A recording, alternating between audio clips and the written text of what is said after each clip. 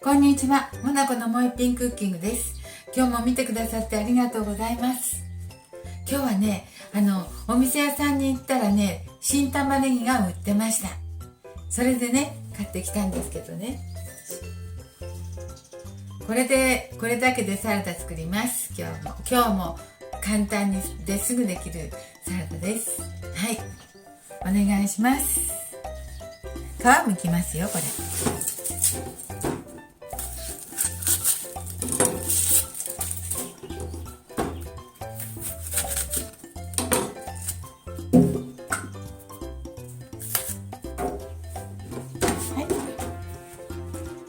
はい、来ました。新玉ねぎです。甘くて美味しいと思います。で、ただ切っていきますよ。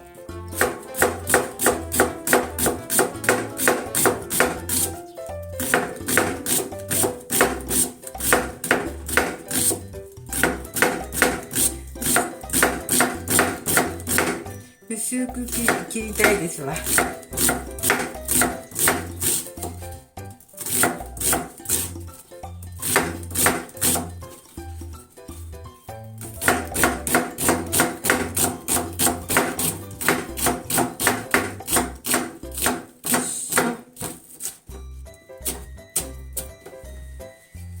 い、切りました。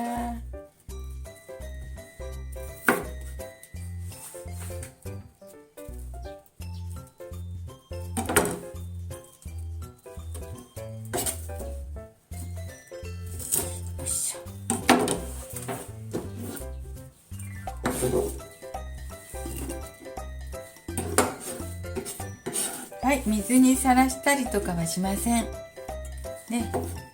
辛みもちょっと置いといたら取れるしね。栄養もほら損なわれるちゃうから。はい、お皿に取りました。ここにね、はい、オリーブオイルかけます。適当な量、好きな量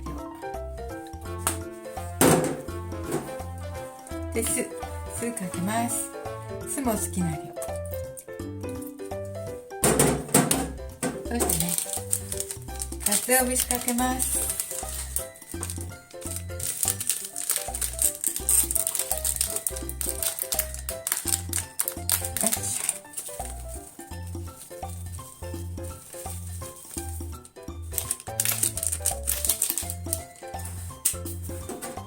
そして醤油かけます。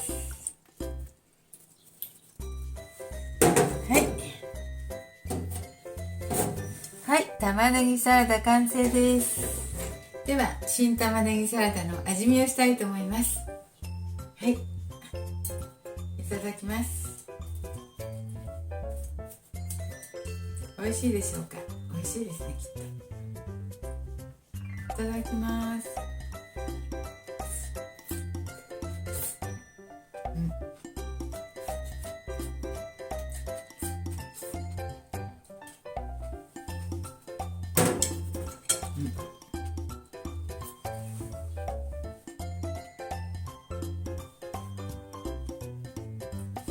とても美味しいですわ。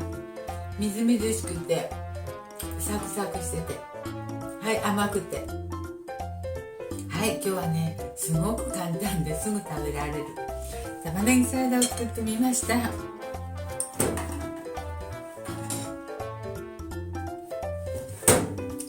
い、よろしかったら作ってみてください。今日も見てくださってありがとうございます。モナコのもう一品クッキングでした。